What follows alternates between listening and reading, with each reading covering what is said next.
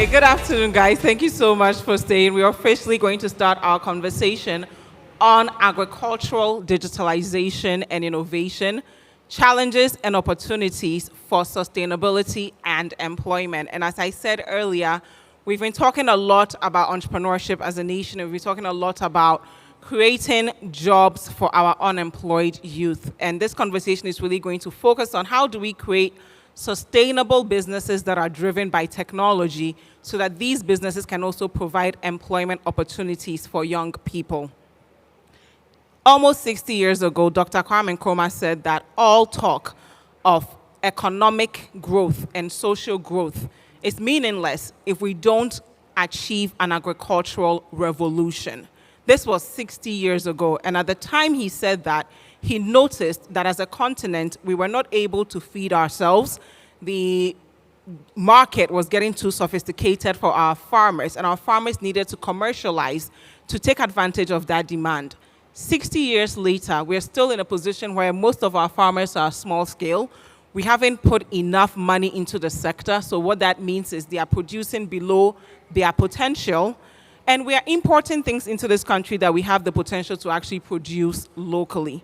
Now, while some people may see this as a problem, aspiring innovators and entrepreneurs see all these issues as opportunities to create technologically enabled businesses to solve these problems, grow sustainable businesses, and also create employment opportunities. So today's theme, which I mentioned earlier, agricultural digitalization and innovation, the challenges and opportunities for business sustainability and employment. We'll talk about how we begin to see that it is possible for us to actually achieve food security in Ghana. It is possible for us to create sustainable businesses within the agric space, and also it's possible for us to grow our economy and create meaningful employment for young people. We'll take the conversation from different perspectives. So Ben Kessie, who's the executive director of the Kosmos Innovation Center. If you've not heard of Kosmos Innovation Center, they are arguably the biggest investor in Ghana's agri-tech space. They groom agri-tech entrepreneurs and also invest in their businesses. So all the cool businesses that are coming out of the sector right now, I kid you not, 80% are coming out of Cosmos. And Ben here will help us really understand the topic from a macro perspective, globally, what's happening when you talk about agricultural digitalization and innovation. And in Ghana, what are the trends that are happening that we can all take full advantage of? Hello. Kamal Yakub is the CEO of Churchill Tractor. Kamal is, of course, one of the companies, Churchill Tractor is one of the companies that are coming out of Cosmos. And his innovation sounds simple, but it has transformed the lives of farmers. Churchill Tractor is the Uber for farmers. What he's done is provide a technologically enabled solution to increase the productivity of farmers and also increase their output. So Kamal will help us understand the theme from a practical perspective, from an entrepreneur who has applied it on the ground. He's not only working with farmers in Ghana, he's working with farmers in Togo, farmers in Benin, farmers in Nigeria, and farmers in Zimbabwe. So when Ben helps us understand the macro perspective, Kamal will bring it down home for all of us aspiring innovators and all of us aspiring entrepreneurs to see that it is possible to come from a tech background, provide value to the agric sector, help our farmers increase their productivity, and also provide jobs. Later on, George Appiah will join us. George is the CEO of Kumase Hives. He's also the CEO of Ghana Tech Labs. He's going to talk to us about all things technology. So how do we create relevant technology for the sector? It's one thing to talk about digitalization, but it has to be relevant to your market. So are you creating things that farmers need? Are you creating things that agribusinesses need? And what are some of the solutions that are most relevant to our sector today? And then joining us via Zoom, we have Mylou van Bougen. She's a tech sector development expert at the UN International Trade Center, a joint agency of the World Trade Organization in the UN that is dedicated to helping SMEs from countries like Ghana connect to international markets. So she comes in, once you've dominated the Ghanaian market, once you've dominated the continent, so you're trying to scale your operations, She will now help you get access to markets outside the continent and also access to funding. So she'll join us later to really help us understand what's going on globally, how we tap into that, and how do we also reach larger markets beyond Ghana and beyond the continent. So as I mentioned, we'll start with Ben. And it's going to be a very interactive conversation. So as we are talking, if you have any questions, please feel free to just walk on over to the microphone. I'll call you, and then we'll engage you, because we want to walk out of here empowered enough to see that if we are unemployed right now and we have 200 cedis in our pockets, we have a space in the agri space. Whatever it is that we want to do, we can find space in agri space, and we can use technology to really amplify the work that is happening. So good afternoon, guys, and good afternoon, gentlemen. Ben, I'll start with you. Right. What do we mean when we say agricultural digitalization and innovation, and what's the role of the youth in all of this? It's a very interesting topic, and the question is also very interesting. And when you're asking the audience a while ago what their favorite food were, I was just thinking, do they know how the processes that the fufu that you are getting on your plate, do you know how the cassava, the plantain, the cocoyam, the yam, the processes it went through to get to your table in a form of fufu? And once we start thinking about it in that manner, you start to appreciate why there's a need for us to get into the digital innovations in agriculture. So basically, to your question, it's about leveraging on digital innovations to redefine or break down or solve the bottlenecks that are in the agricultural processes, the cumbersomeness, and then make sure that we are able to get efficient in the production or even the pre-production, and Kamal will talk about the pre-production activities, the production activities during the production close to harvesting, and then after harvesting, that's the post-harvest, the challenges thereof, how you're going to leverage on innovation and digital solutions to break it down, bring efficiency so that you can reduce the post-harvest loss.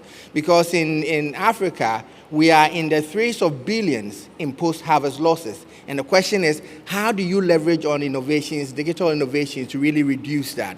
So when you're talking about all of the digitalization of agriculture, it is basically to use these innovations to solve these bottlenecks in the value chain so that we can bring efficiency and then increase productivity, create more wealth, and create an energy and create more employment for all of us. Thank you very much, Ben. So, Kamal, Ben has already spoken to us about, and when he talks about the fufu, for instance, Kamal will help us really understand what it means when you talk about pre-production, production, and all the way from the farm to your table. Walk us through your personal experience with this theme that we're exploring this afternoon. Right. Thank you very much, Jifa, and thank you, Ben. Anytime I have the opportunity to be on the same panel with Ben, then I'm intimidated because we got our seed capital from Ben and his team, and they are still supporting us. Thank you very much. So, experience in the innovation, in agricultural innovation, from our perspective. So we are mostly in the production aspect, and we want to use technology to make the laborious aspect of growing food out, and then replace that with mechanical power. So the cutlass and the hoe is what we know as the tool of the conventional farmer in Ghana. And that is what makes people go away from agriculture. Because I cannot finish university. My mom and dad are very proud that I've completed, and I'm thinking of going to farming, and then the cutlass and the hoe is my tool. Now, that breaks everybody's, it gives everybody a disappointment. And so bringing tractors and other agricultural machinery into the scene makes that innovative process very easy. So a question would be asked, who can afford a tractor? And who would operate the tractor? Then that is where innovation comes in, especially digital innovation. We bring in the sharing economy model, like what Uber has done to taxis, and then say that how can one tractor serve, say, 150 farmers? And so that is the process that we have taken to solve that laborious aspect in the value chain, especially in the production aspect. Very much, Kamal. And I want to come back to you, Ben, before we bring in the other guest. When we talk about digitalization within the context of agriculture, what's the role of young people? Because a few weeks ago, the finance minister told us that there are no jobs in government anymore. We all need to go and find businesses to start. And where do we fit? If a 20-year-old, 30-year-old, 40-year-old is listening to us or is in the audience and is trying to figure out, where do I fit in this space? What are some of the opportunities for them? So, first of all, Kamal mentioned what they do. So, globally, they are referred to the Uber for mechanization or Uber for tractor services. Their value chain is huge.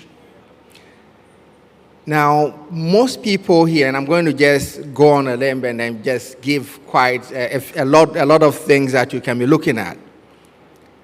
Most of us here are concerned about what we are eating and where it's coming from. Therefore, traceability. Globally, traceability has become a very important topic in our cocoa, cashew, coffee, rice, you name it. Imagine you're able to sell yam on the other side of the globe to people and telling them a story and telling them that Kofi Mansa from Yao Krobokrum is the one who produced this, using ABCD methods to be able to produce it. Traceability, and people are interested in traceability. You can leverage on digital innovations to be able to trace who is producing what and the processes that they've gone through. Financial inclusion is a big one. And so for those of us with financial background or finance background and are thinking, what is our role?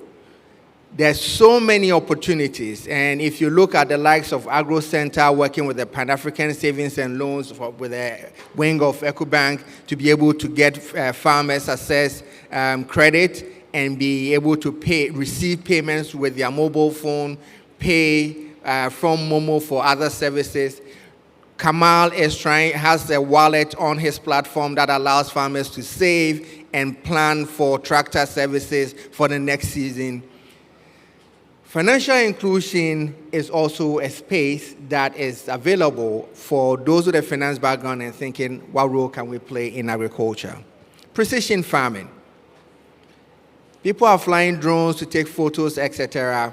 But others are also using the same drones to make sure that they're able to check disease spots and also be able to spray just that spot so that you do not waste a lot of inputs or agrochemicals and you minimize the potential, what do they call it? The residue, chemical residue in the crop. And that is also a way that you can, a place that you can play a role. Food innovation. And Defaj mentioned a bit of what she does. Food innovation is huge. It's a huge space for all of us to actually play a role.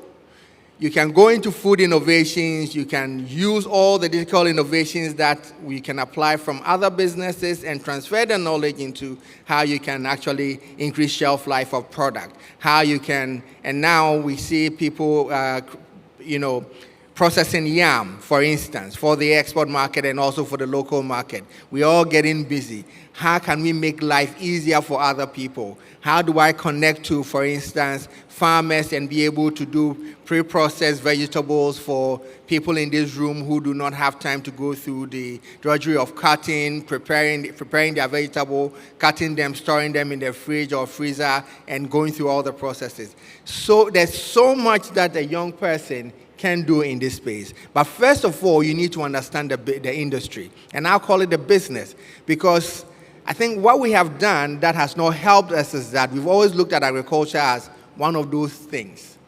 We do not approach agriculture with a business mindset. And therefore, when we are getting into that space, we are not thinking of the people in the space or the clients in the space. Let me call them so. The client in the space. The farmer is a client. The laborer is a client. And as soon as I mention the laborer, for instance, we are running short of labor on the farms. It is an opportunity. Can you create, if you're an HR person, for instance, we have HR organizations creating agencies that are supplying tellers to banks. Can you use the same model, create something for cocoa farmers, for instance, for mango farmers, for instance, for vegetable farmers? That is also a space for to do that. So, but to my point, if you can actually look at the people in the space as business partners, as clients, and then you approach them with the thinking, the mindset that I am approaching a business partner, someone who is going to give me money for services or for to purchase a product, then the whole story changes right from there. Then your approach changes, so it's not going to be like one of those things that you're actually just getting involved in. Agriculture is business, and the more we look at it from that way, the better it is for us. And it's a cumbersome process, so you need to understand the process. And KIC gives you opportunity to also learn and to understand what the opportunities are, the challenges are, and therefore their opportunities. Like Kamal in 2016 met with his co-founders at KIC. We went around the country. They noticed that mechanization is a big problem, and they asked the farmers, those who would need their product, what do they need? How do they want it? At what price point are they ready to purchase? So you think through it holistically as a business, and I'm sure you'll be successful. Very much, Ben. And I know some of you have questions now, because what we are doing is we want to reorient our minds to look at the sector from the perspective of business opportunities and not problems. And once you see the problems as opportunities, you can create a solution, make money, and employ people. So our next guest is joining us via Zoom.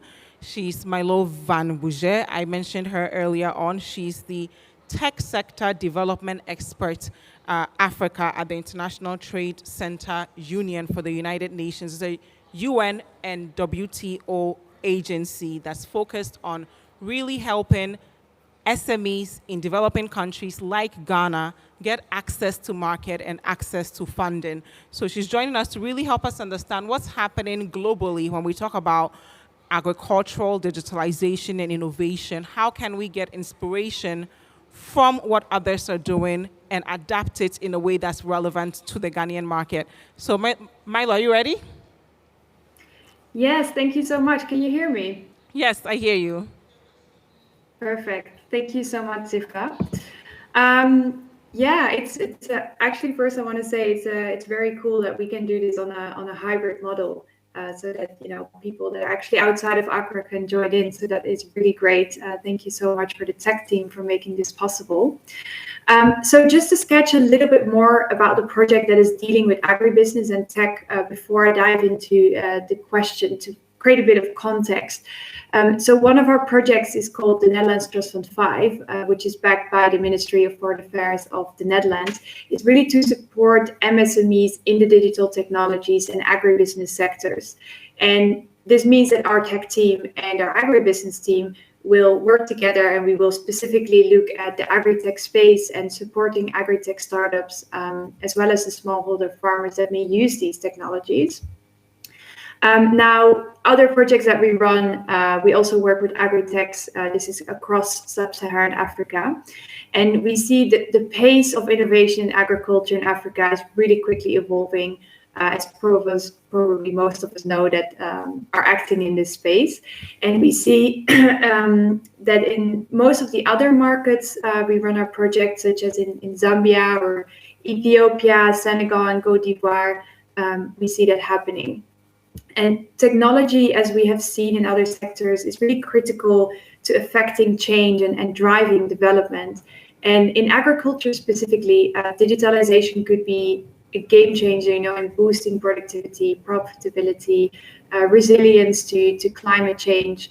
And as a report from Dalberg and CTI named The Digitalization of African Agriculture also rightly points out, is that digitalization should not only focus on individual ICTs, but should focus on the application of these technologies to, the entire value chains. And this is incredibly important. And besides that, I think the report is definitely a recommended read. But we also expect the space will get a boost as even more, because big tech players such as Google, Microsoft, IBM, they begin to show interest in supporting and funding innovations in agriculture. So it could be a really great opportunity to start and also deepen already ongoing conversations with these players in Ghana to start pilot projects in innovation in agriculture with them, as they are going to be seen as big drivers for that as well. Another point is probably that Agritech businesses create, these amazing technologies, amazing technological solutions for farmers, but the uptake on the farmer side isn't always as easy, as I guess we all know.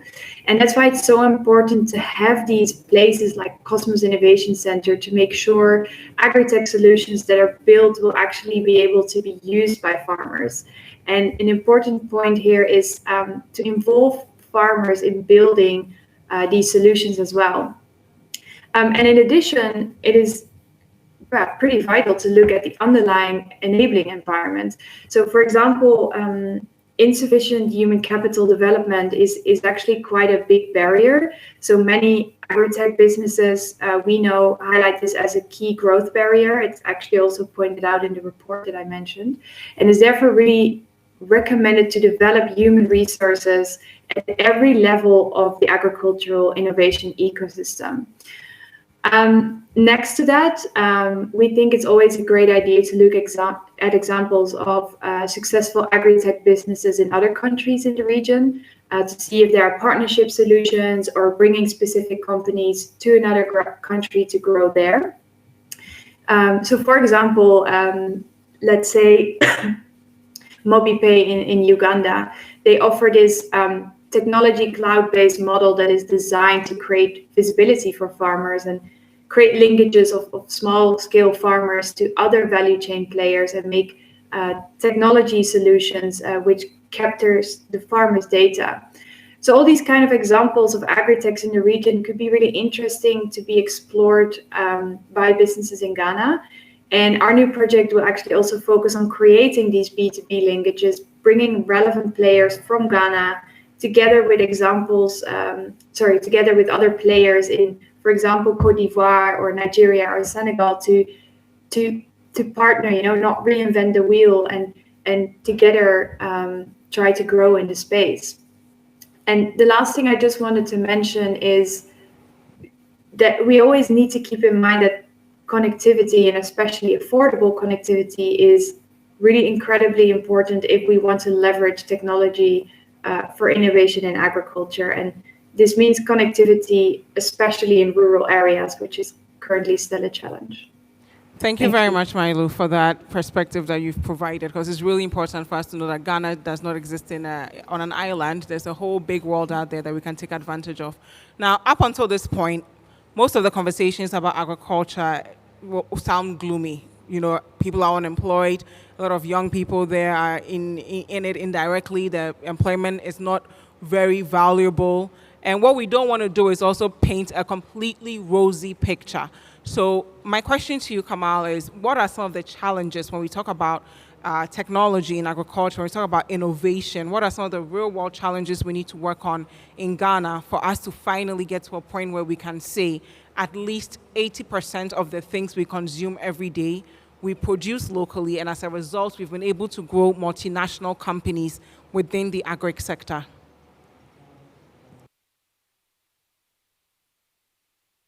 Thank you very much. I thought we're not going to discuss challenges today, but it's important that we touch on some of these challenges. So I would be very specific in terms of the challenges. So mechanization challenges is what I would discuss, but it cut across the other value chain. So if you look at mechanization, and we want to replace mechanical power with human power, we want to do away with the cutlass and hoe. I think people can live here with the cutlass as 1 and the hoe as 7. So we want to put the 17 into a museum in our lifetime, and then the next generation would see tractors as tools for producing food. So the challenges has to do with the infrastructure. So you want tractors to work, but then you have majority of our farmers having farms that have tree stumps and trees. So before tractors can work, you would need to do land development. Like the way you build your house, you have to do land development for real estate. You have to do land development for farming purposes. And that is very, very expensive. So for a farmer who cannot afford to even rent a tractor at, say, 150 cedis per acre, we are talking about the performing another protocol that involves more than 1,000 Ghana cedis. So for majority of our farmlands are not tractorable. So the more that we want people to go into farming, we still have this kind of limitation. So infrastructural challenges are one. So if we really want to make sure that we attract young people, then there should be that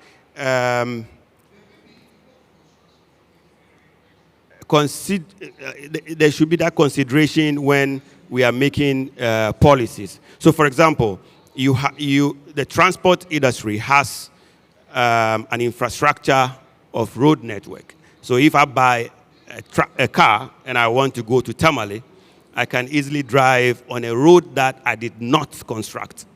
But if I want, and so the same thing applies to doctors.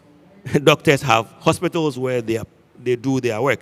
But when it comes to farmers, nobody does that infrastructure for them, but we still want them to produce. So majority of our farms are not tractorable, and we need that infrastructure taken care of by government. In the north, it's happening in some places. I give applause to SAPIP, Savannah Accelerated Product Improvement Project. They are doing a lot for some of the farmers in the north. But that has to be a national thing. So that's one of the challenges. The other challenges has to do with adoption to technology.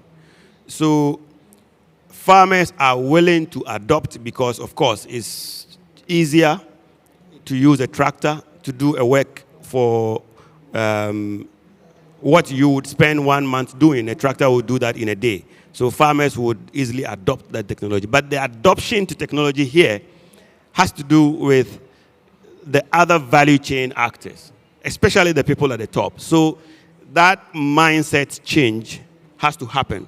And that discussion needs to be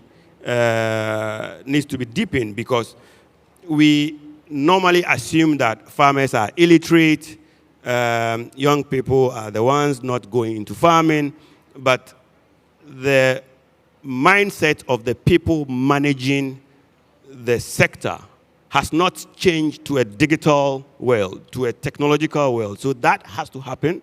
And I'm sure, I'm happy that the current conversations around So, for example, planting for food and jobs has brought a lot of attention to agriculture. So many problems are being solved through that. You have Kosmos championing the financing and telling and investing in young people. But that conversation has to change in the mindset of people in the value chain, especially those managing it, not those receiving it. So before we entered into the sector, we thought that if you bring a technology, it's difficult for a farmer to adopt. But then we realized that it's easier for the farmer to adopt, but there is no, we have work to do. Exactly. So, yeah. Yes, I will. Yes, go ahead. Right, I want to chime in here quickly, Jafar. The challenges, and this is a challenge that I've seen with a lot of Agtech companies. Deployment plan. How do you deploy the technology? So Kamal just mentioned a few, but I think we oversimplify the deployment of Agritech solutions. It is nice. You can sit in your room and design all the solutions, but you need to think about deployment. What business model are you going to market with? And I just said some minutes ago that this is a business. So what is your business model? Who is going to really use your product? One. Two, who is going to pay for the product or the services?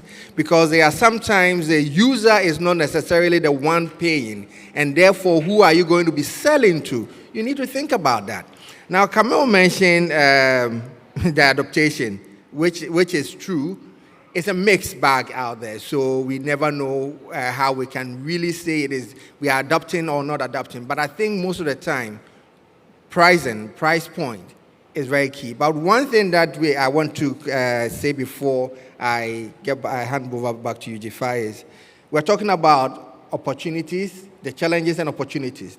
But in Camille's conversation right now, I noticed an opportunity. I don't know if anybody got it. Can anybody tell me what he noticed as an opportunity? Anybody? Yes, sir. Far back. Yeah, go ahead. Yes, come to the mic, please.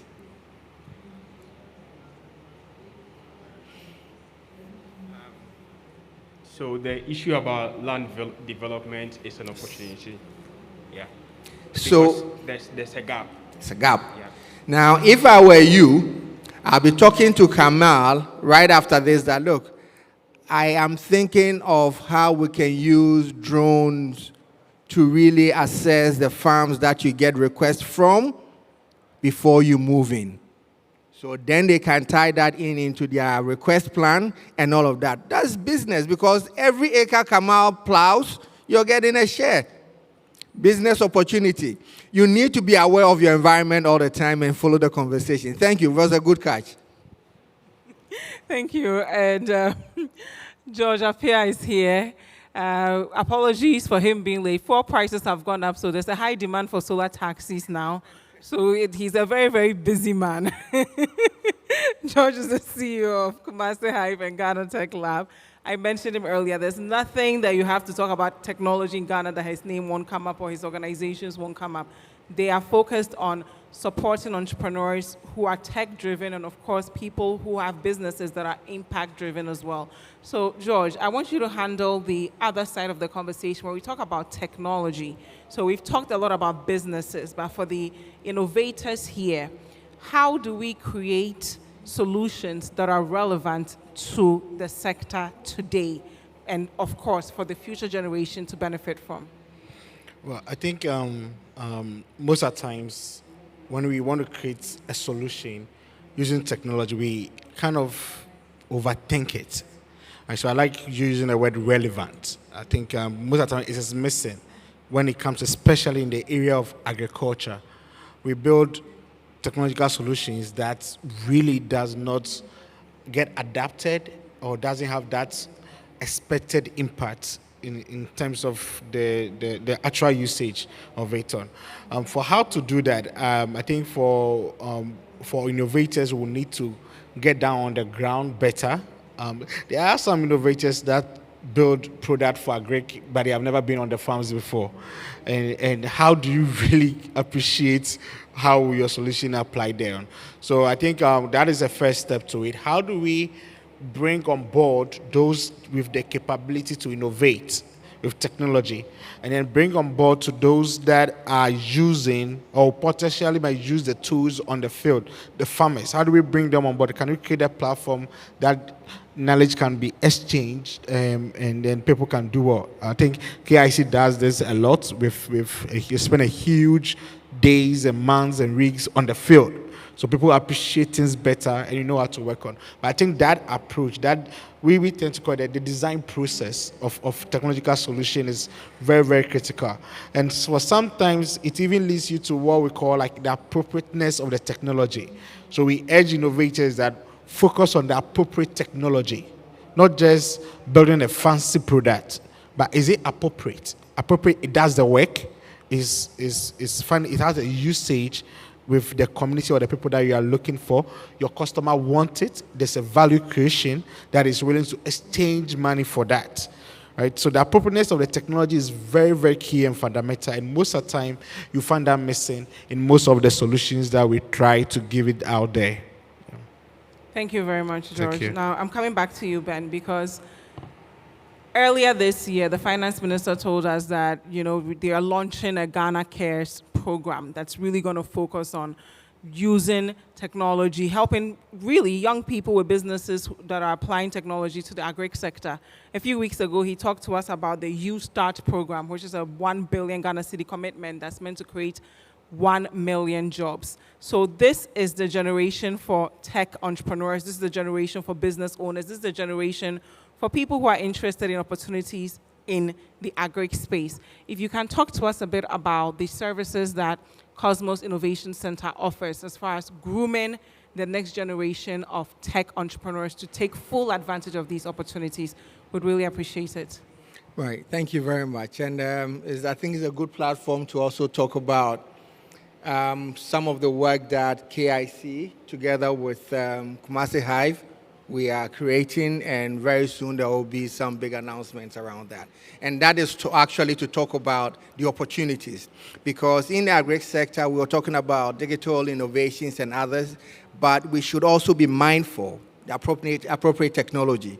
What are some of the technologies that really would be useful? So in our part of our process is to make sure that the entrepreneur understand the industry, the agric industry. We have studied it over the past almost 6 years, from Kamal's cohort all the way to the current cohort we're running.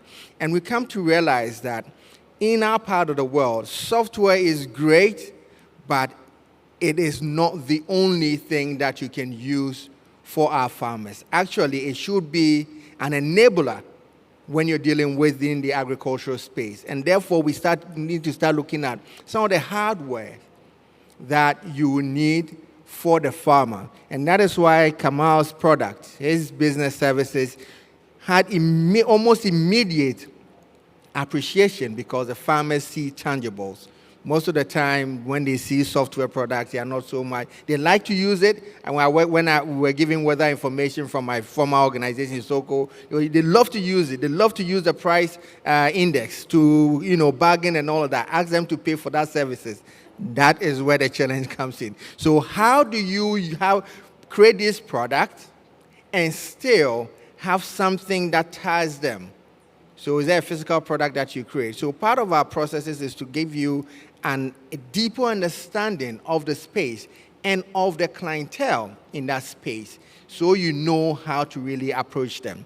So we have currently multiple programs that we're running. We run one for SME, we call it the Business Booster. So the Business Booster focuses on businesses that are 3-4 years and above and are ready to scale. So we help you go through your business culture again, the various processes with our consultants and in-house experts, and then we're able to prepare you for investors. And then we have the Agritech Challenge.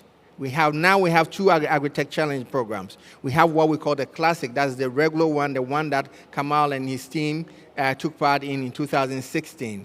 You go to your program for now is 7 months, and then in the end, we would give seed funding for those who are able to come up with the most innovative business ideas. And then we have the Agritech Pro.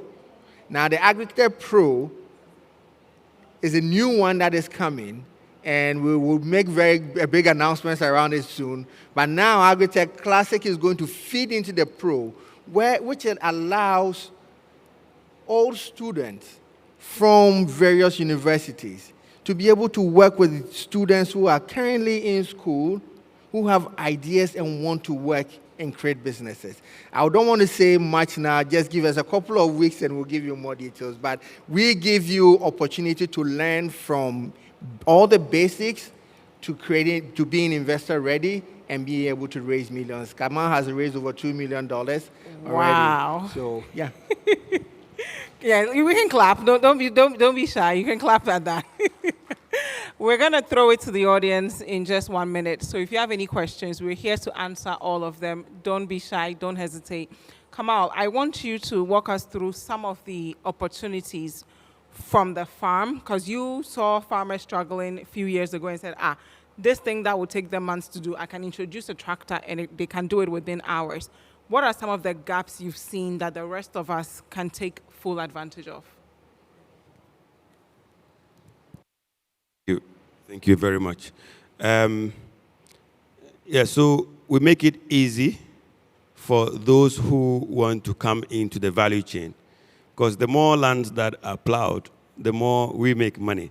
But the most important aspect of it is if you have some money, we can link you to an off-taker of a product.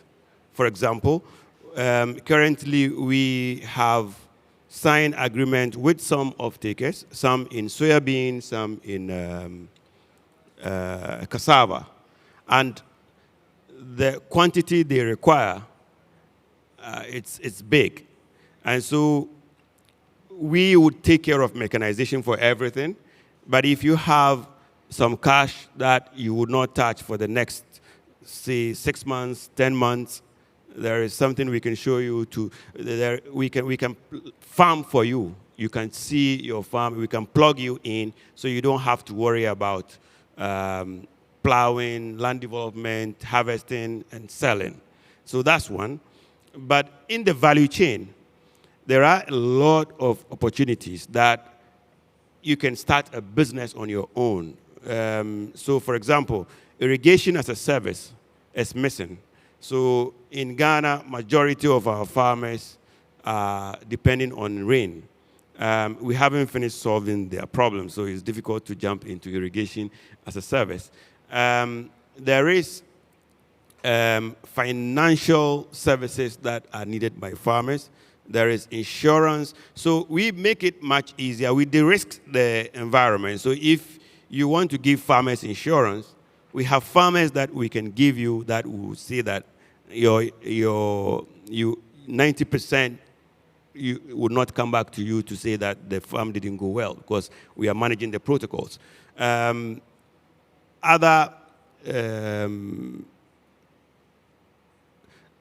So marketing is also one of it, because majority of our farmers who are not in the value, so we have just 2 market opportunities, cassava and soybean. Those who are producing groundnuts would need marketing. Those who are producing ginger would need market access. So you can just concentrate on finding markets and then link it back to us, and then you are in business. So you don't have to do anything. So there are so many opportunities in the value chain when, if you come to us, we could discuss more. Thank you very much, Kamal. Can we give them a hand, please? So now we're throwing it to you. If you have any questions, please just walk on over to the microphone, introduce yourself, and ask your question. Thank you. Good afternoon. Very, very nice program. Congratulations. I just want to know if we could have Mr. Kamal's number right over here, and then we can be able to link up. No long talks. So Thank you.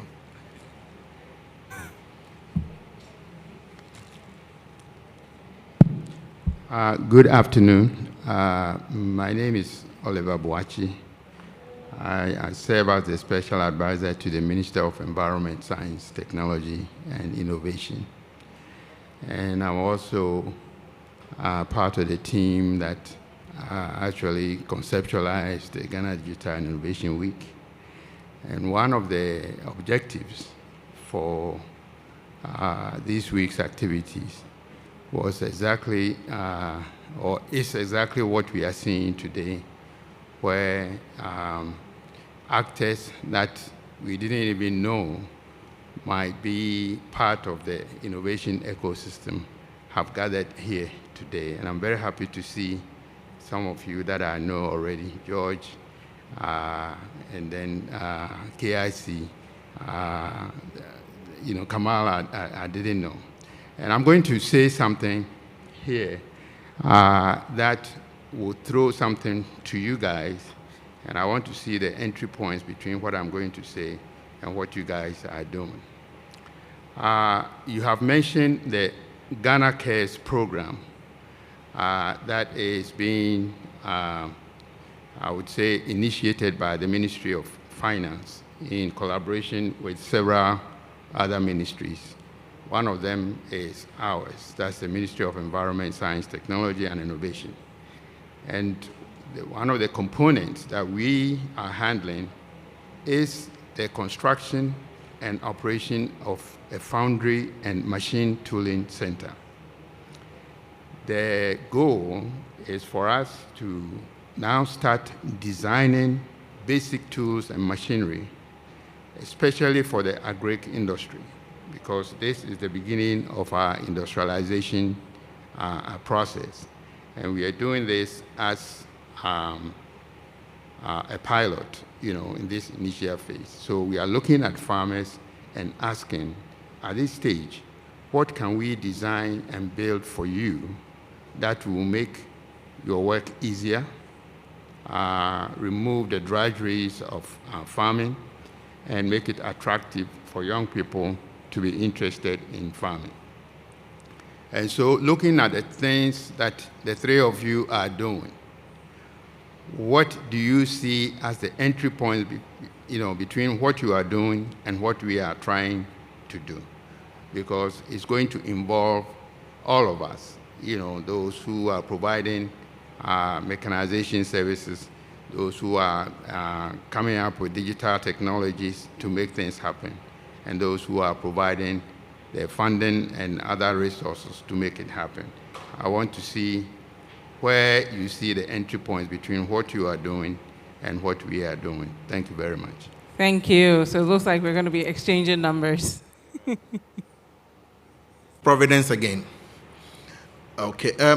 Initially, I made mention that I will be agriculturist. However, this is what I've noticed. From all the presentations that we have seen, heard, there is a lack of one thing: how to prop up a new, upcoming agricultural business. We spoke about mechanization, but we have forgotten one very important aspect of that mechanization drive. That is maintenance culture.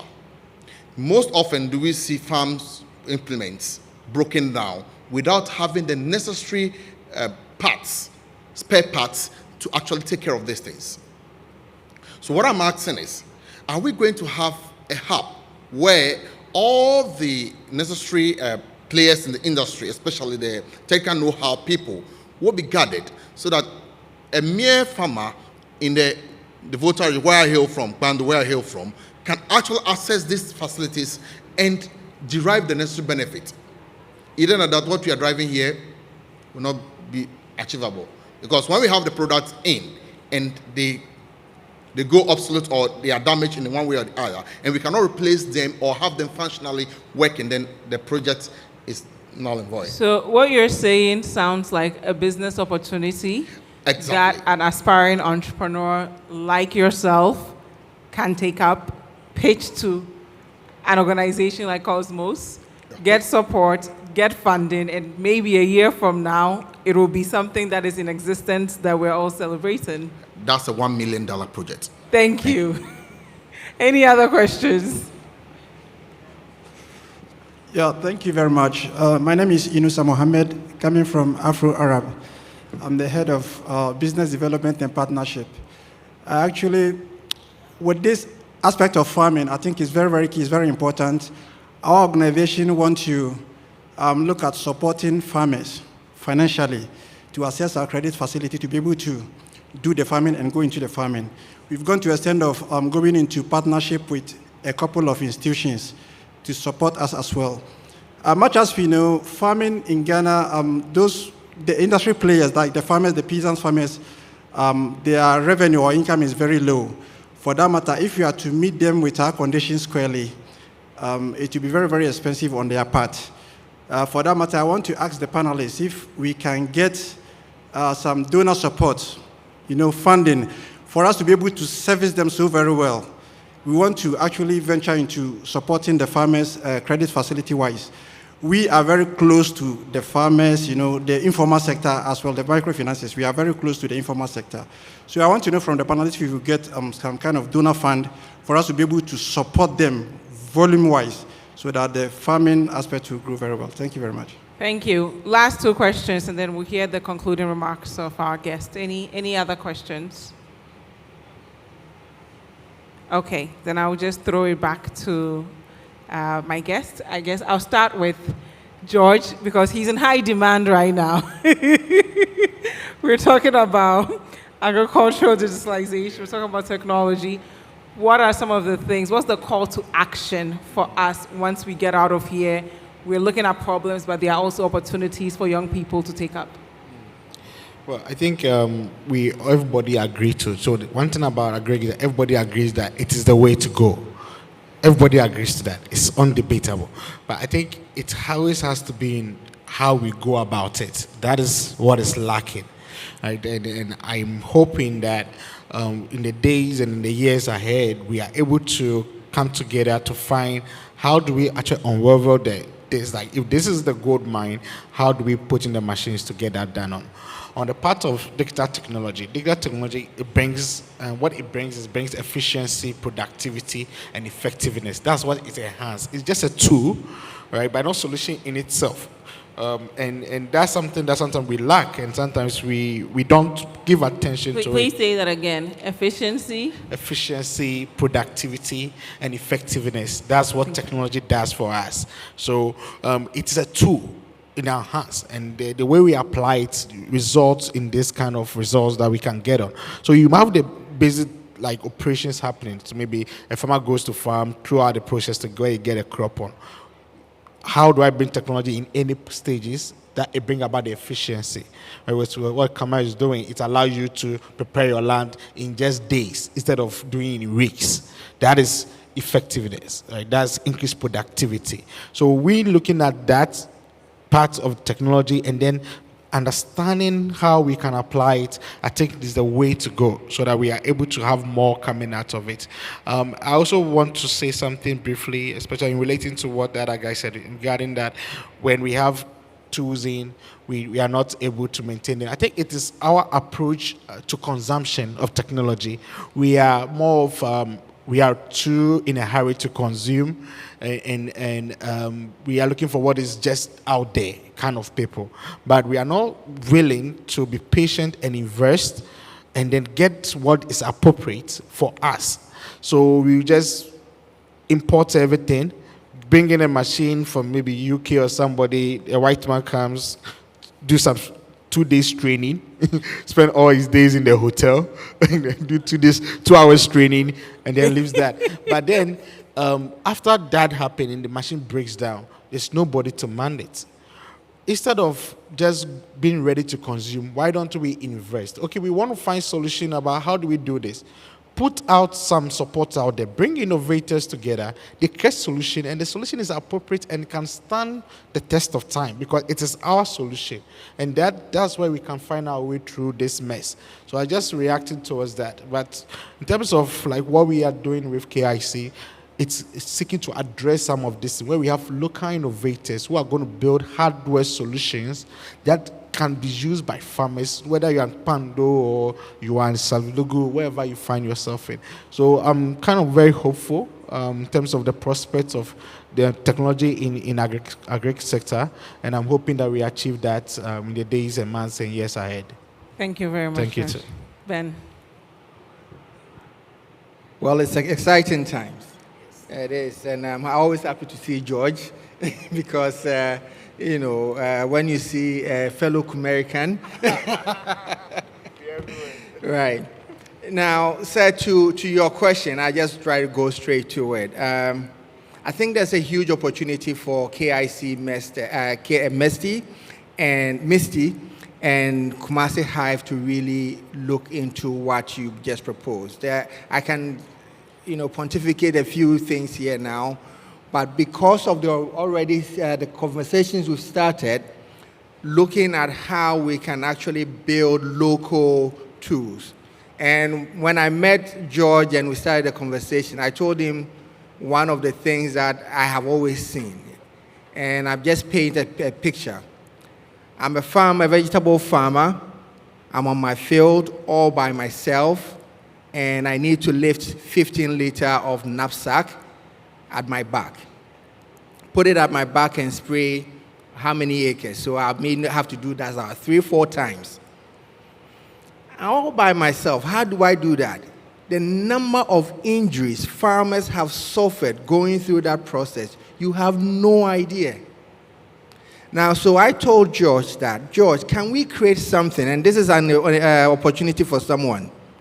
Can we create something? And I called it the Boafo. That's the helper.